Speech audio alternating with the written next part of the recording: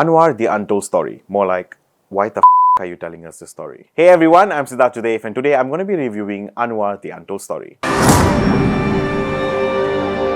Now disclaimer, before you come and attack me saying that, oh, I'm a hater, opposition planted me to say shit about the film, to sabotage the film or whatever, let me tell you, my review is purely based on the shitty film that I watched and it has nothing to do with PM Dato Sri Anwar Ibrahim. Dato Sri, please don't put me in jail. Now let's talk shit about the film. If you check out the Wikipedia of this film, which is Anwar, the Untold Story, you will get a paragraph of what the synopsis is all about.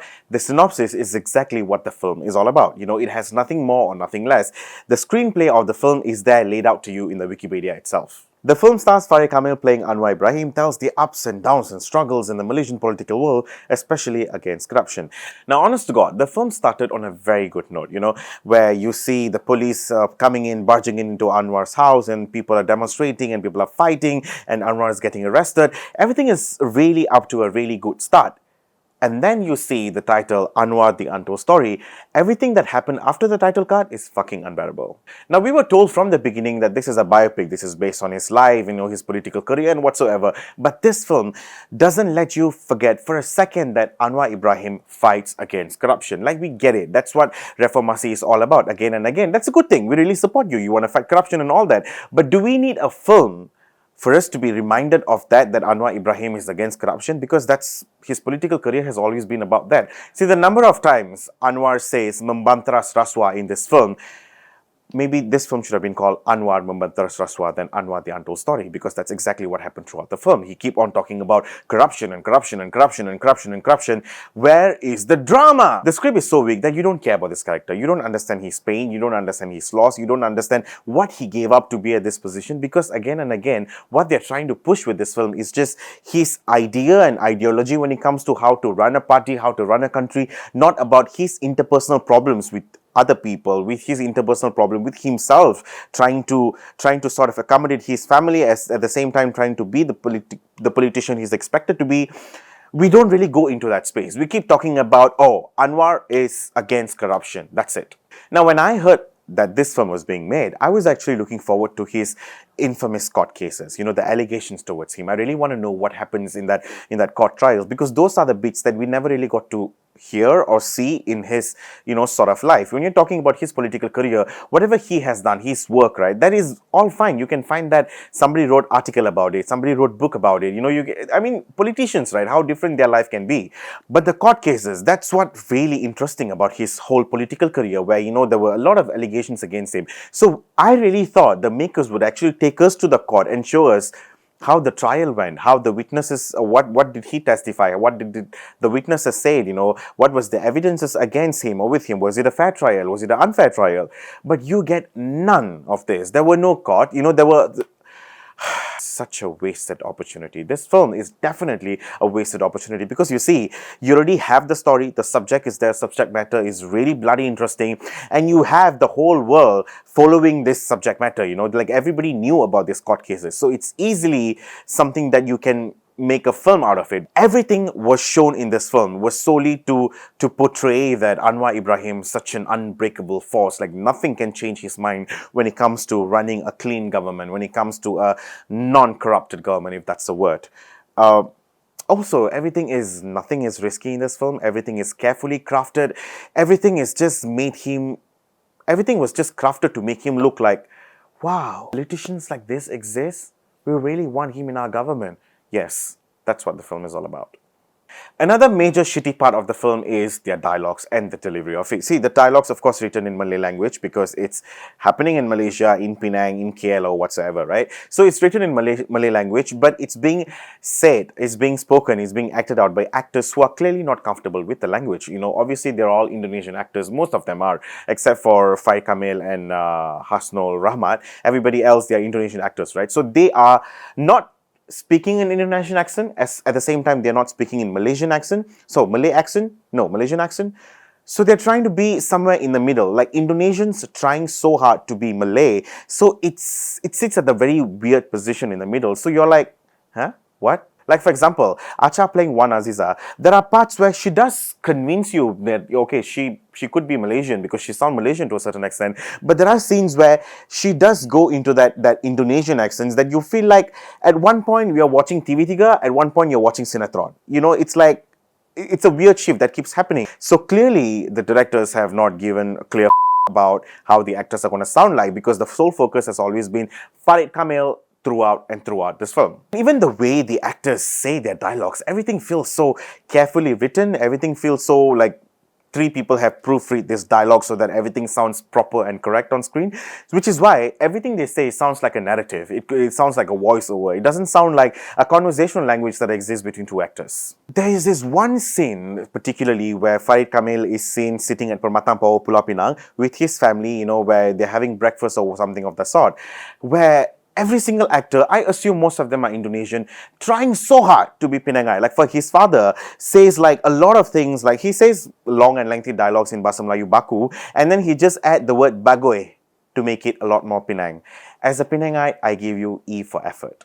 Now let's talk about the actors. Farid Kamil playing Anwar Ibrahim initially comes off as a decent performer. You know, he like, whatever he does is a bit convincing. You're like, okay, maybe Anwar, he does look like Anwar to a certain extent. He does behave like an Anwar to a certain extent. But the problem is, as the film progresses, right, you see a lot of it. You just see a lot of it again and again and again. And it just becomes so tiring for you to watch him. You know, at the end of the film, it just ends up like a dead-ass flat performance, because he just tries to create, you know, this persona of Anwar, and he stays there. Like, the graph doesn't go up or down, and he stays to be, and he consistently be this character, and he has this consistent tone, he has this consistent look, he has this consistent body language. At the end, you're just like tired. Acha playing Wan Aziza is honestly not really bad. Okay, she does a convincing job. You know, I wouldn't say that she carried the whole film on her shoulders, because the film is not written in a way that she could carry the film on her shoulders, because she's just there looking at Anwar from far, crying, and then saying dialogues, like 1-2 dialogues, you know, like, I don't believe, selagi saya tak tengok, saya tak percaya. See, she dialogue like that. But it doesn't give a lot of room for her to perform as a performer as well. But for whatever is given to her, the amount of screen time given to her, she does a pretty good job. She does a pretty decent job, actually. And same goes to every other characters, like Hasnul, who plays Mahathir. He also does a pretty good job. He is not good, not bad. He's just somewhere in the middle. Like, you're not disappointed, but you're not so impressed with these actors as well. So same goes to every other police officers, every other politicians. They are there like a decoration, not star, but just showpiece. You're like, okay lah, you're there, just do your work and go back home. That's it. But this is all fine. This is all something that you can sort of close one eye and you can just move on with the film. But the one thing that really, really, really pissed me off is the editing of the film.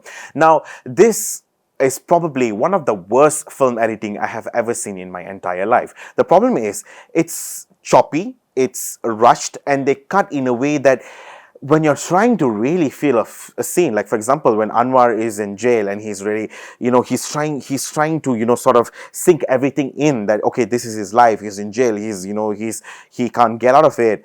The moment you're really taking all in, pop, they will cut to something else. And the cut is so abrupt that it pisses you off. And then I thought, okay, fine, maybe it'll happen once or twice. Bloody hell, it happened throughout the film. And I'm not kidding you. Throughout the film, the editing is choppy, the editing is trashy. But I would say the editor is really responsible for the downfall of Anwar, the untold story. Now, if there's one thing that I really enjoy in this film, is the cinematography of it. See, the DOP had made sure that every single scene shown in this film is crafted to perfection. Everything looks pretty, like from the props to set to the costume, the lighting especially. You know, whenever they're doing a night scene, you know, the scenes of, you know, Anwar going around in public, you know, having this open ceramah, the scenes of the police barging into the house, the scenes of Anwar in the jail cells itself, everything looks real, everything looks pretty, and it's crafted to perfection, I would say, but still it looks real. It looks believable. The world that they created for you to immerse yourself into is a real, pretty, believable world. Only if the film is directed a lot more better, or if it's written a lot more better, this film would have worked. It's like a missed opportunity. This film had a lot of potential. I mean, if you watch the cinematography, you can actually tell this film has massive potential, but it's wasted because the makers choose to make it like a political propaganda. The soundtracks, the background music, everything is just there just to accompany the film as it is. Nothing is so impressive. I heard that there's a track of Siti Nurhaliza singing. I'm not so sure, is it the one that there's a weird scene lah where Anwar just like doing some shit and he's just like looking out of the window with the music is playing, which makes it sound like, why? What's going on? Why? Huh? So after all this, right, so you're coming to this ending. Obviously, you would want a really strong ending to this film because, of course, it's a biopic of someone who still exists. He's our prime minister right now. You have to end it in a way that makes you feel like, oh shit, I'm so proud, you know, to watch a story of my prime minister who's such a strong man or whatsoever, right? This is what happens at the ending.